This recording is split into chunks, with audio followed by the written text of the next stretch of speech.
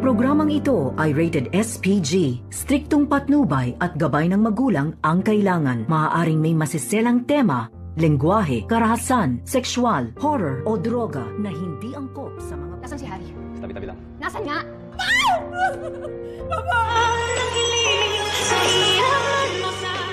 Narito na nga ang ating pakatutukan bukas sa abot kamay na pangarap. Hindi nga nakakaligtas itong si Harry sa pagligtas dito kay Lynette dahil huling-huli nga sila habang papatakbo at pababa nga sa hagdanan. Dito naman na humarang itong si Dax sa kanila. Yun na nga ay nalagay na nga sa alanganin ang buhay dito ni Harry upang mailigtas lamang niya itong si Lynette.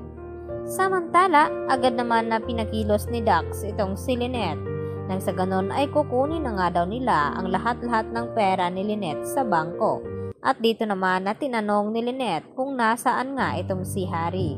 At ang sagot nga dito ni Dax sa kanya na nasa tabi-tabi lamang daw itong si Harry. Subalit walang kaalam-alam itong si Lynette na nasa peligro na nga na kalagayan itong si Harry na anak ni Doc Carlos Benitez.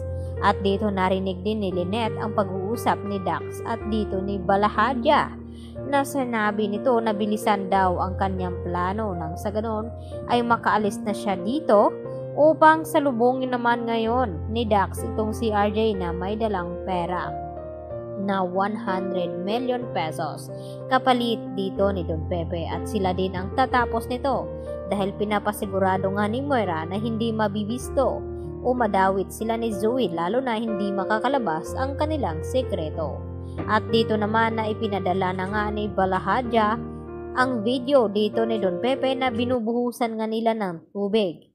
At dito na sinabi ni Balahadja kapag hindi tutupad sa usapan itong si RJ, hindi tubig ang masasaksihan nito kundi sarili daw ang dugo dito ni Don Pepe. Ang kasunod na ibubuhos nila dito sa kanya.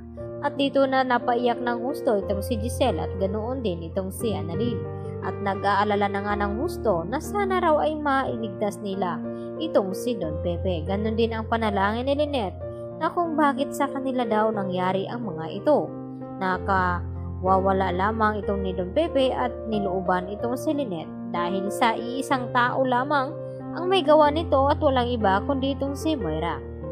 Upang makasigurado itong si Moira na wala na nga daw makakaalam sa kanilang sikreto ay nagawa niyang sunugin itong DNA test ni Zoe at Annalyn at kung saan nagpapakuha itong si Don Pepe. Subalit wala silang kaalam-alam na may isa pang taong nakakaalam na gumawa nito. Yun nga ay si Quinito na inutusan dito ni Don Pepe. Siya ang makapagsabi kung bakit ano ang dahilan na nawawala itong si Don Pepe. Dahil dito mabibisto na nga ba itong si Moira at Zoe. Samantala, agad naman na umuwi itong si Carlos dito sa tahanan at laking gulat ni Carlos nang madatnan niya ang bahay na sobrang gulo at dito niya nakita sa likod ng bahay itong si Harry na nakahandusay at duguan.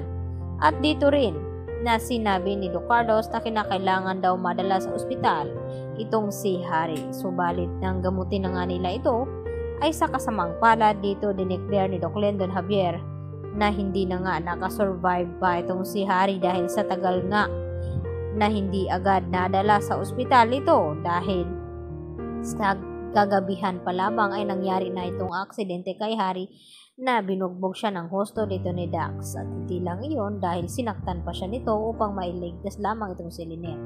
Kaya ang masisisi dito ni Carlos ay walang iba kundi itong si Lynette. Yan ang ating abangan bukas sa Abot Kamay na Pangarap. Yan lang po at maraming salamat.